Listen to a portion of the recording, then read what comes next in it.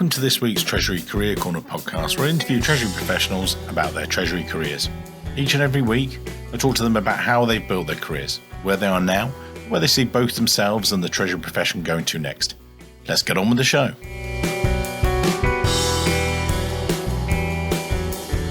In this week's show, I'm joined by Geldenhuys, the Vice President and Group Treasurer at Kongsberg Automotive.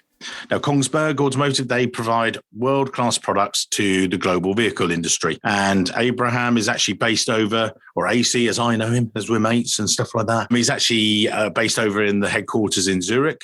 And he actually joined the group midst of a relocation, which we'll get onto a bit later on in the episode. But he's got this amazing background right the way through from South Africa and everything else.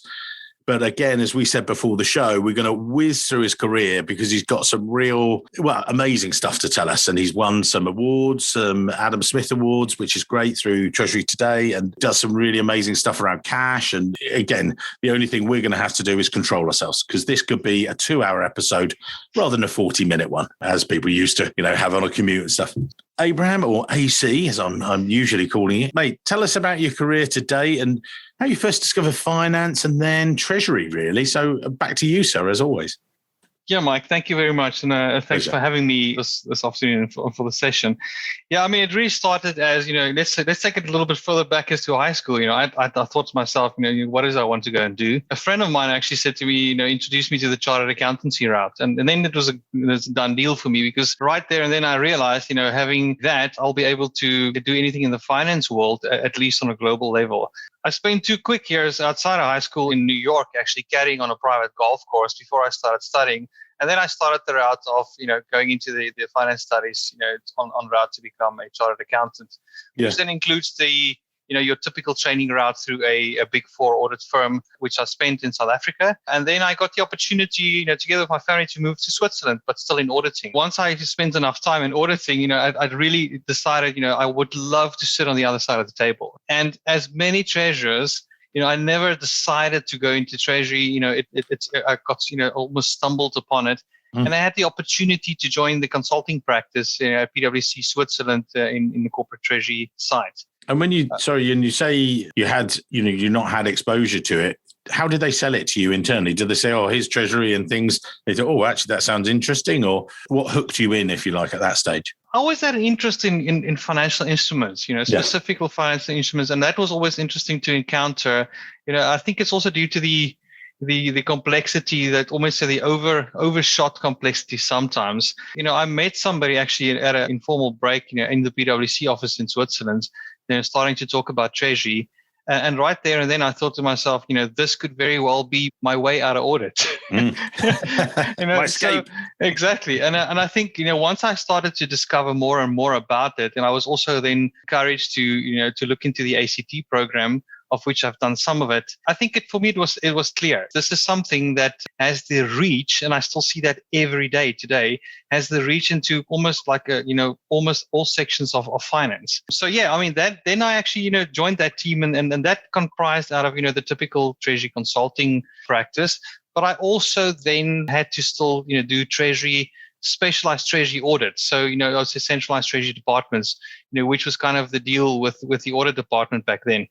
You'd had enough of consulting, and it's a great way to get a really good range of expertise. Did you not want to continue within consulting? And, I know that sometimes it drifts you, a lot of consultants, they sort of actually drift away. It's a bit like recruitment in a way. Sometimes you do recruitment, and then they now manage. In consulting a lot of the time, and I've had some really great consultants on the podcast, you do the job, you then do more treasury advice, and there's, hang on, now start selling. Is that the way it was going to go? Or why did you then think, actually, I want to be working within a core treasury? Yeah, well, that's typically the way it goes. The higher you go up the ranks, you need to start generating revenue, right? There's just no doubt about it. Somebody has to pay the bills.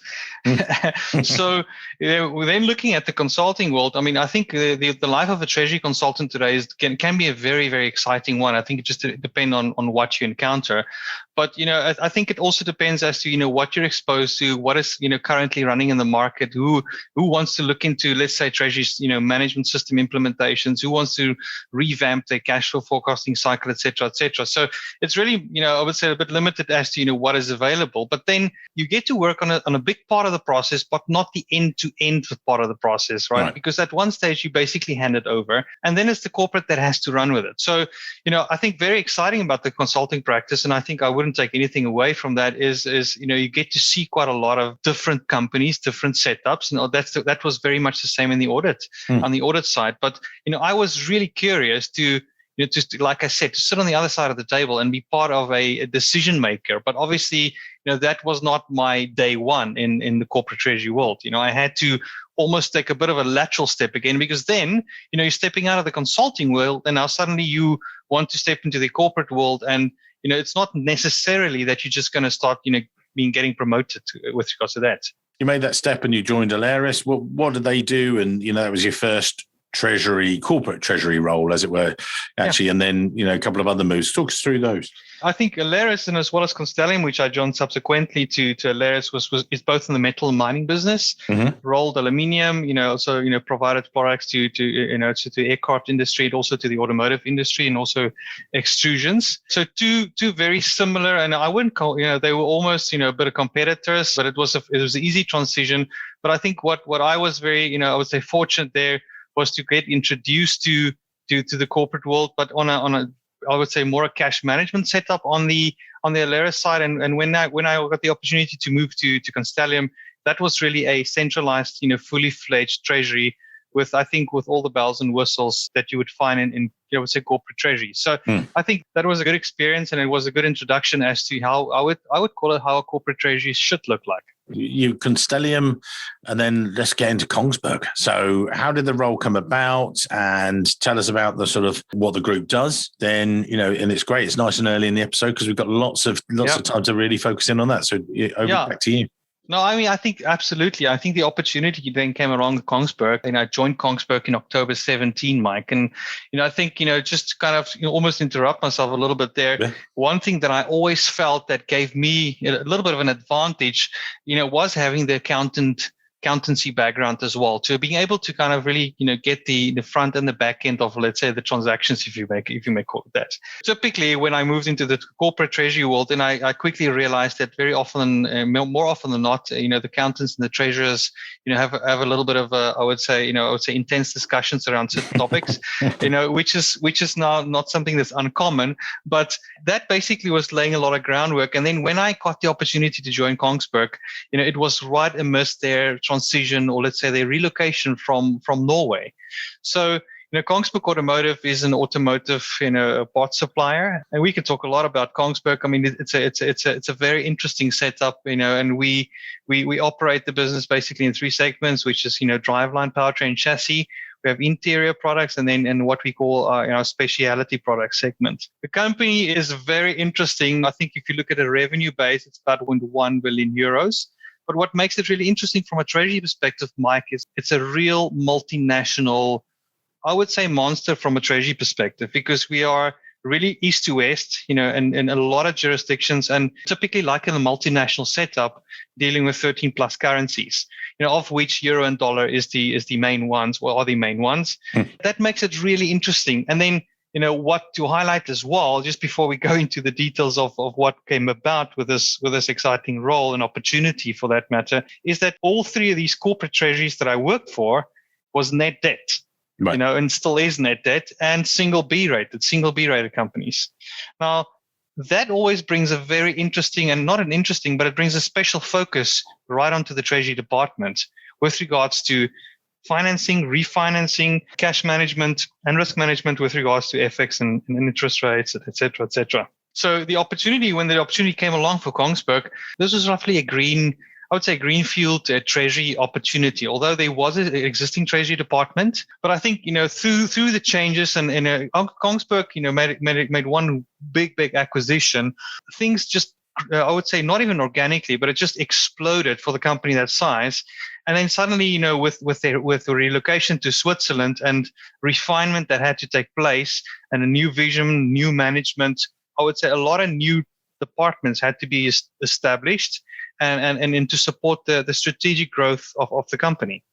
And when you say that, you sort of talked about that being in that net debt position. It sounds like, and again, we've spoken about this before, that that cash becoming king, it's not private equity. You're a standalone company and everything else, and that's not the case. But again, I said to you before that Julie Fabris, who we had on a previous episode, she's worked for lots of private equity companies, and you were just, again, we've commented about the real way you drill down with cash, and that being a passion area for you. Why is that? The key thing. Again, you gave a really good description of why it's right at the heart of every business.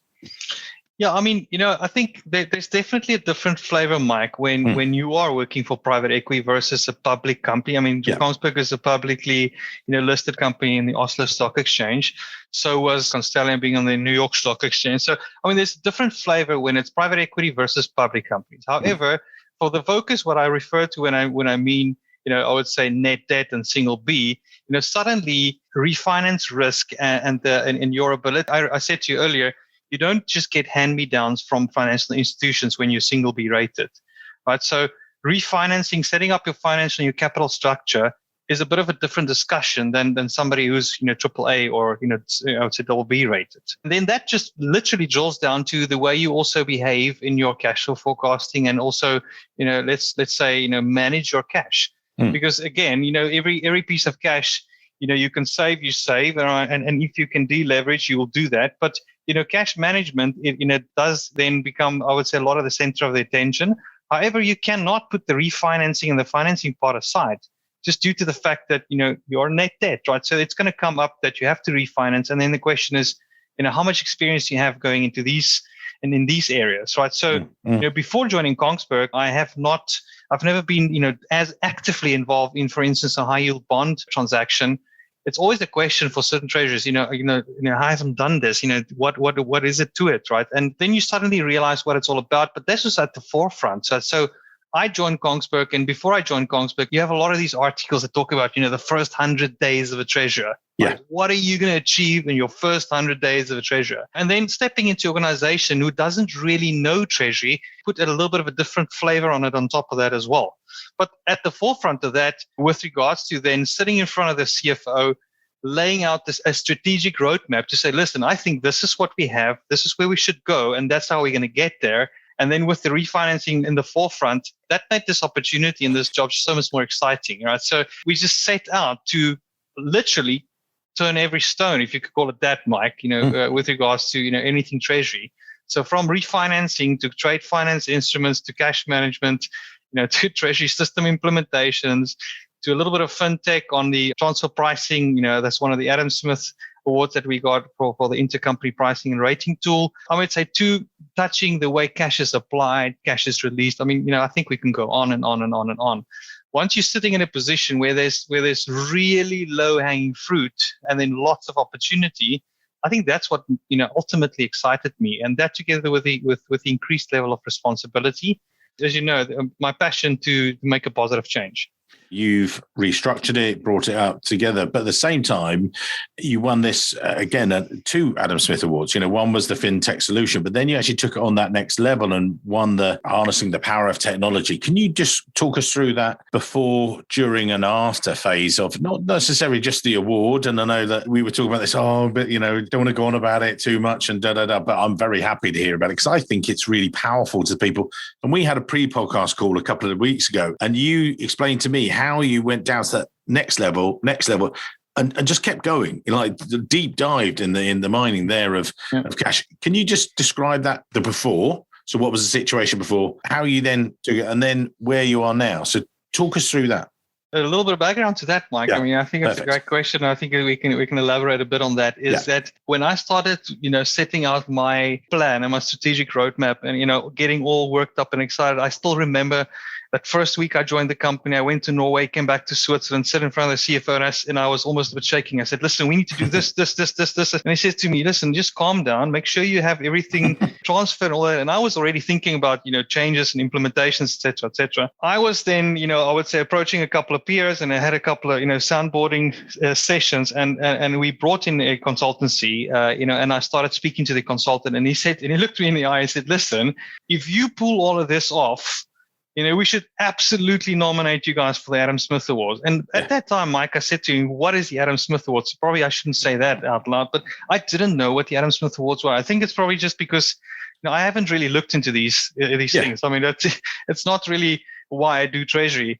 So he said to me, listen, you need to look into this, and it's a nice platform, and it's a prestige award that recognizes movements in the treasury world. So I said to him, okay, great, but let's first get it done, and then we start going for the nomination. So it really started with that. And the first one that we targeted was this implementation of this tool. And I think we probably shouldn't go into the details of this tool right now. Then it basically evolved and elaborated into the big transformation which we aim to do, Mike, right? So we wanted to really, like I said before, turn every stone. And then we started talking about completely reorganizing the banking structure, making sure that we partner that with the correct technology, but then make sure our processes are there to support that. So I always say that process should lead, and in technology can enable that. But once we started to work on this, it just grew bigger and bigger and bigger and bigger. And obviously, like any of these programs and I would say transformations, it goes with business cases and presenting it. It's not just somebody saying, "Listen, yeah, go for it." I mean, it's money, and so it grew. And I have to absolutely tell you, I mean, you talk about the team and involvement. I mean, it was a monumentous effort. But it was not just the treasury team. We had incredible cross-departmental collaboration. From legal to accounting to a guy sitting in our IS&T department, which is an SAP, for instance, generalist. And this guy just simply stepped it up and started looking into payment types, as detailed as your so-called DME trees in SAP grasped the project. So that just went from phase to phase to phase, and it grew big. But we also presented it, as a full end-to-end transformation. And one of the key things is we wanted to also take on commercial payments in the treasury team. And that's something that often you get into corporate treasuries, they talk about treasury payments and commercial payments, but we wanted to have it all in one, under one umbrella, and a relatively small team. But we wanted to almost have that, we wanted to have that red button to say it goes out or it doesn't go out, right, payment-wise. Yeah. And then coupled with proper planning, but we could probably speak about that a bit later. But then what I want to refer to, is this, a transformation like this takes a lot of effort, comes, it's together with a lot of stress, a lot of hard work. And I think most of the time people underestimate that. A lot of treasury departments underestimate that. People think they can do that amongst their own team. And then I think I would say if you think you can do that with your current team, and take on a massive project like that, what were they doing before? Right. And then, it just comes to your mind that you have to have the right support in order to bring something like this live. So monumentous, big effort, cross-departmental collaboration, and also PMO involvement, right? I mean, you need to have the stakeholders need to take accountability and move this forward. And me as being the owner of the project, you have to ultimately drive it, but you have to show your people the excitement. So I spent quite a bit of time, Mike, traveling around, sitting in front of people, but I also try to excite them, and with a focus on try. Because when you start talking about something like an in-house bank, which in a corporate treasury world is not something new. I mean, it existed since forever, if you could say that. In other departments, they don't know what it is, what you mean. So I needed to spend quite a bit of time getting people excited of what this transformation will mean, because the first question that they normally ask is, is it going to mean more work for me? Right. Yeah. So there's multiple components of that, but to your question, the Adam Smith Awards, yes. So we nominated and we entered that, that was also through our banking partners, the consultancy, and also the treasury management system provider, sort of a team effort. We entered, and we were very privileged to win the Harnessing the Power of Technology, I would say, section. And I think we have a couple of more in our sleeves, but maybe we should also slow it down a bit. Take a breath, because you're going to pass out, mate. Normalize it. But it's great because you've got this passion for treasury, which I absolutely adore, and I think it's great. But let's go back a stage. So you just talked about resource and stuff like that. And I had, in the midst of lockdown, I've talked about this on a little bit, or touched on a little bit in panels. There's one of my treasurers, and they might be listening today. So, we'll see if they identify themselves or self-identify. They've implemented a new treasury system throughout lockdown, a really testing, trying year. They were like, oh, we've done really well. They've actually said we've done great and everything else. And they've not done so well. They think that they've got to themselves, into this state where they think, oh, yeah, we've done really, really. But two of their team have registered with me. Now, I can't obviously disclose that to them and everything else. And I'm just sort of saying, oh, yeah, they've done really well. And they're not. The team have had to cope with the challenges that, the pandemic's thrown at them, the coping with homeschooling, and on top of that, their day jobs. And as if that weren't enough, bringing in this new system, and they're like, oh, they're just absolutely broken. You looked at that and you did it differently as well, because that workload upon workload. Talk us through how you harness that people wise and some of that, because I thought that was a really interesting point as well from before. We were lucky to bring this live before we hit this pandemic. However, one of the things that I want to refer back to, and that's what we spoke about, is when you staff your team and when you build your team, and it is really difficult in a scenario where you first, for us, had to sell Treasury and bring an understanding of Treasury into the organization. And then if you start asking for resources, they're like, no, you guys are enough. I mean, you have one person, that's enough. So, but then you need to get to a point where you need to say, okay, guys, but it's going to mean this. We're going to take on commercial payments. We're going to do all this, and this. We need I would say, at least a small to medium-sized treasury team. Now, when you staff your team with the I would say, vision to do a transformation of the scale and the size and at the speed that we were trying to do it, you need to take that into consideration. You absolutely have to take it. Now, you can only hire what is available in the market. But I think one of the things that you absolutely have to focus on is that you will be able to be there enough for the people that works in that team. Now, looking back, that's probably something that I feel I could have done way better, because, sometimes that also comes at a cost. It comes at a cost because, I have the other side of things I say, Mike, and I'll come back to the crux here.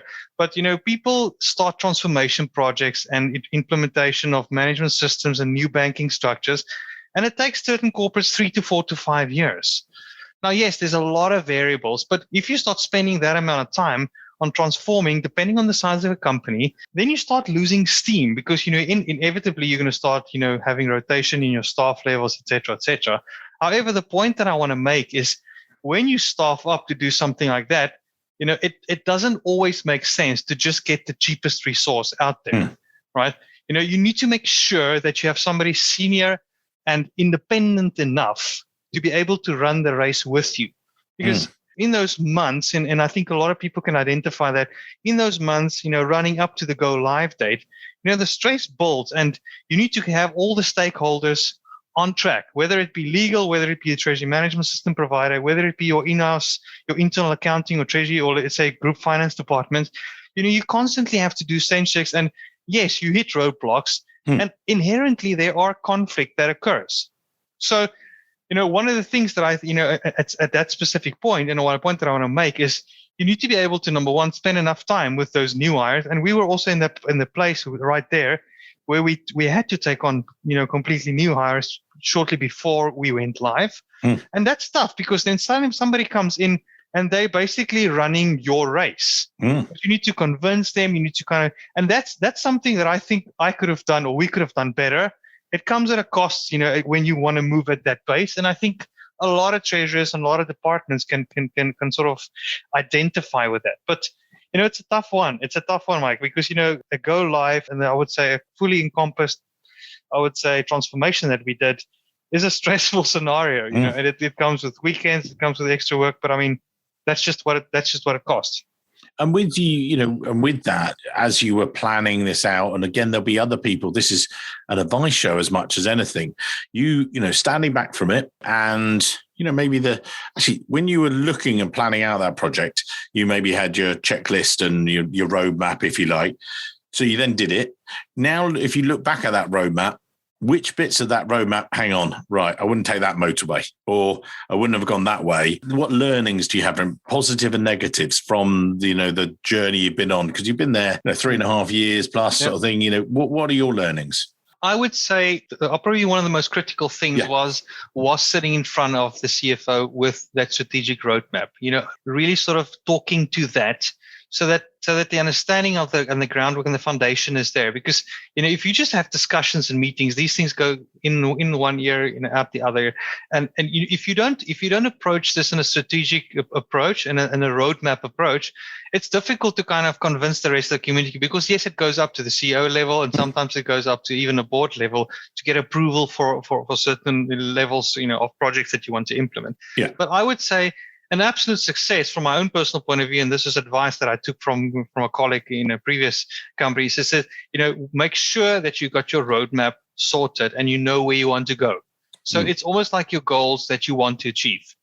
So that's always a document that we refer back to. We look back at, okay, what was our risk then? How is it addressed now? What do we still need to refine and change? So absolutely, that ties right back into the, I would say, cliched first 100 days of a treasurer, right? Getting to know your stakeholders, making sure you invest enough time in each department, and so that they know who you are, but they need to see what your passion is, and that you're here to make a change, make a positive change for the environment. So one of the things, Mike, looking back also at the journey, it sounds like just everything went well. I mean, obviously that's not always the case. No. One thing that I'm particularly, I would say, excited about and was happy to do is the way we implemented and let's say tried to drive the change management, which is most likely one of the most technically difficult things to do in a global transformation like this, because you have massive cultural differences. But what we try to do is we try to have your typical, I would say, information sessions. We had slide decks, but then what we did is we created a lot of Microsoft Stream videos where people can actually go in and say, okay, but this is how I do this process, and these are the 5 clicks to retrieve that information. Right? So we really try to kind of meet all, I would say, learning, mediums for people. But even though I thought that was brilliant, some people, just didn't look at it. Right. So those are the things that I always wanted. How can you do that differently? And yes, we also brought in support there. So that was something that we were also particularly proud of, I would say, in this journey. Looking back, I would say you can always spend more time, informing and educating people and getting them, to believe what you believe and see what you see. Sometimes that you're just a bit of, I would say, drawn back about it, with the amount of time you have available to bring it forward. So timeline adds all the pressure. So looking back, I would have loved to spend more time, with people, but I'm not so sure that would have, made such a big difference, because in certain cases you just have to bring it live before they start working on it. Yeah, but you say that I love that idea of and they've done it a little bit at Honeywell. I remember Severine saying this before. Some of they created videos, and actually we ask our website guys a lot of the time now, because they've had a change of staffing and stuff. But what we did is I said, look, can you show us how to do this? And a lot of the time I don't want us to do it, but actually if we're stuck, rather than waiting for them to do it or anything else, is that, can you just do a Screen-O-Matic, show us how to do it? We're not always going to do it. And I think that's the mistake. Some people, you must do it. I've said to the guys, that's not our key things. They're much better designers. They're much better web programmers. But if we need to jump on the tools and things, that's, really empowers people within Treasury, I think, as well. Absolutely. And then, one of the other things we did, Mike, and I think that's probably the auditor that came back to me, and also being involved in the SOX environment, we really went out and flow charted our processes, because I wanted to also distribute this to our stakeholders to see what is happening behind the scenes. So that, I think a lot of people, kind of think, okay, as Treasury, what did Treasury do? Okay, great. What's the cash balance today? And it's about way more than just that, right? I mean, it drills into various other things as well. But we have a complete set of flow charts, and these we will make available to the stakeholders, and we've distributed some of that so that hopefully they can be looked into and say, okay, now I understand the process, and that's why we need to do this in order for Treasury to do that. And AC, let's just you say about where are you up to now with Treasury, and we've got another 5-10 minutes of the show, and before we do get to that stage, and I know that, as I said at the beginning, we could just talk for hours, because I love the passion, but also the understanding of Treasury. Where do you see it? Sort of, you've embraced this technology. It's working with you guys, a lot of straight through processing, a lot of stuff. But where do you see it going next? Where do you see it developing, and then we'll come on to sort of a reflection, if you like, for the other, the people listening today. But, where do you see it? Whenever we talk about technologies and the so-called buzzwords that you hear all the time is today, blockchain, RPA, and machine learning and all of that. The thing is, fundamental to these things, that the processes needs to be established. So you need to establish the process, and then you can use the technology. The technology is an absolute enabler, and you can already see that today, Mike, with treasury teams getting smaller and smaller and smaller. And then, with another crisis that hit now with the pandemic, suddenly, it is not just a luxury to have a treasury team, but it's a must to have that visibility on planning and cash management, et cetera, et cetera. So that's sort of similar to the stories that I were told about 2008, because that's literally when I started with PwC just after, my studies. It's an increased focus. So treasurers need to be technology savvy. I mean, I think that's not something new, right? So you need to be technology savvy, but you need to kind of see where you can cut down. And I would say this sounds like a derogatory term, but cut down, repetitive monkey work so that you can be strategic, also in your analyst level, right? So, free up time for people to be able to look at information that can make a difference. So, yes, I think technology is at the forefront. Yes, we're going to see more around API connections. We're going to see more around, machine, robot, RPAs, et cetera, But you need to get your house in order before you can even look at these technologies. And a lot of us have been, struggling to get the house in order before you go that direction. But yes, Treasury will remain and keep on being a strategic business partner.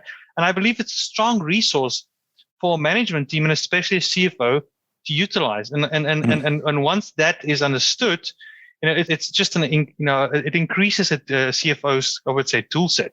And I'm not going to, well, I don't want to run out of time today. I just want to keep talking, but we can't keep it at this. As we look back today and, reflect back over, I want you to be able to give some tips to the guys today. And again, as always, maybe we're looking at the more junior candidates, that are, earlier on in their stage, they're 10 years ago, and they are, working for an audit firm, and do call us. We're happy to move you on and things. And then we maybe talk to the guys at sort of mid-level and things like that, making the next step up, or the, guys similar level that are group treasurers and, actually we should be embracing these, technologies that get rid of repetitive, and we can systematize this stuff.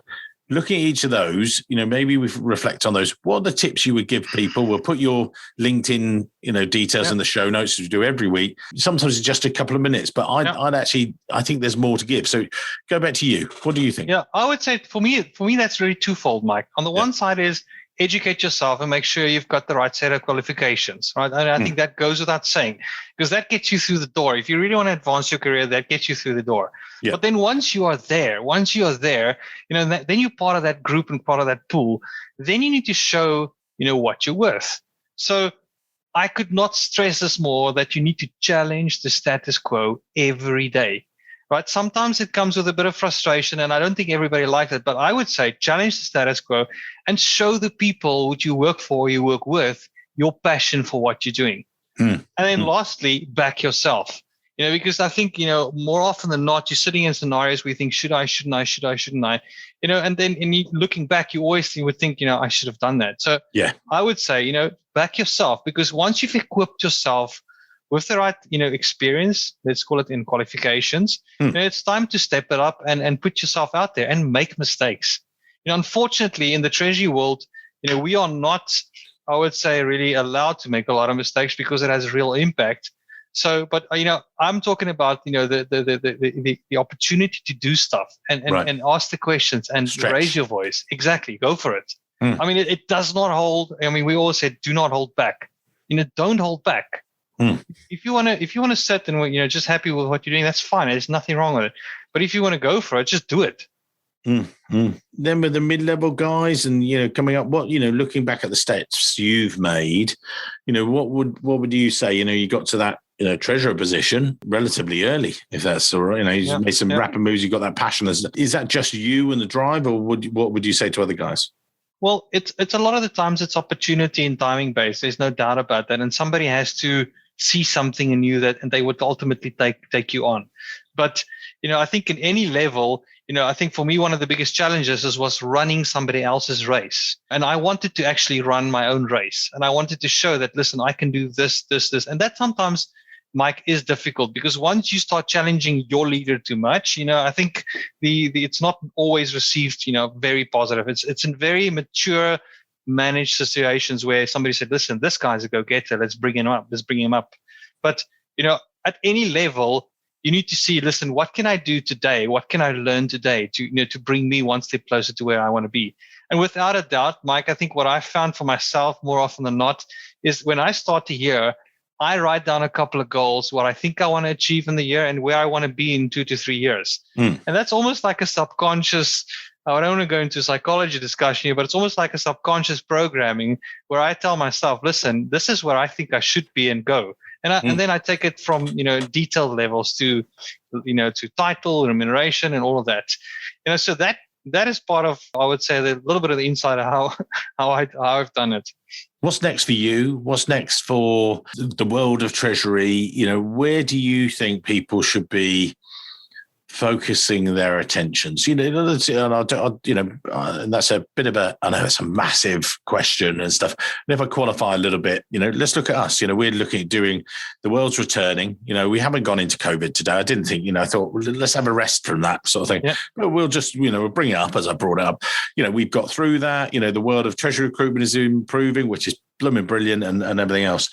The key thing for me is actually, and anyone listening today, we're going to be actually sending out a lot more. And we've listening to people like you and the embracing of automation. We have a great CRM, and actually we're going to be reaching out automatically to people. And that's not to take out the human contact. It's to improve the human contact.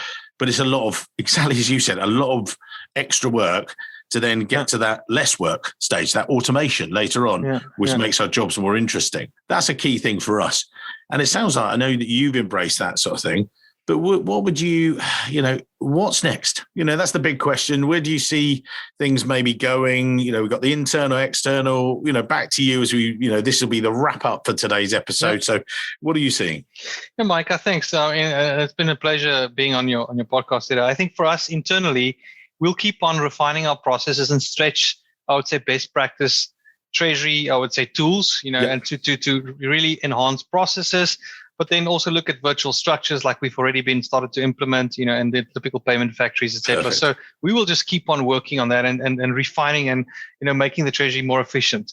With regards to new technology, sometimes it annoys me a bit, always hearing about blockchain and all these technologies, although they're all great and brilliant and all exciting. But, I don't see a lot of application of that, with people that are still running treasuries, that need to be, let's say, revamped or transformed. So very, very exciting. But what I do see is I think there's just going to be more and more integration and take on of fintech solutions, whatever that may be. And that might also sound like a buzzword, but, you could see the banking environment are also very much focusing on that to see how exposed they are and what do they need to take in and take on. But, you can see the space, especially around payment and spend management. And you see that also with the latest, I would really just call it out, the latest, acquisition from Coupa of Bellin. That you couple the spend management with Treasury, and it's going to be a winning solution, and I think it's going to be great. So that I see almost like as high risk. I do see that there's a lot of focus on fintechs, and you know what? It's to reduce repetitive processes. Get rid of repetitive processes and be strategic. Amazing. AC, as I said, we could talk for hours, and we will do over a beer or two when we're allowed out of our houses. It won't be long. Thank you for today's episode. I know people will get a lot. We'll put your LinkedIn details in the show notes. It's going to grow your network, and another great person having your network, and look forward to you celebrating you winning your next couple of Adam Smith Awards. Just a nice, do the treble next time. That'd be lovely. Thank you, Mike. Thank you very much. Thank you, sir. Hello, it's Mike here again. I hope you enjoyed this week's show. If you did, then maybe you want to follow the show or subscribe depending on where you listen, whether that's iTunes, Spotify, or another great place to listen to the show from. It's totally free and means that you'll be the first to see each and every week when we release a new show. And maybe whilst you're there, you could even leave a quick review. Reviews and ratings are among the most important metrics for a podcast to effectively rank. And as you can probably appreciate, the podcast is a lot of hard work to produce every week. It'd be amazing. Just take, say, 20 seconds, leave a quick review of my amazing guests and their great career stories. We'd really appreciate it. Thanks very much, and I can't wait to see you soon.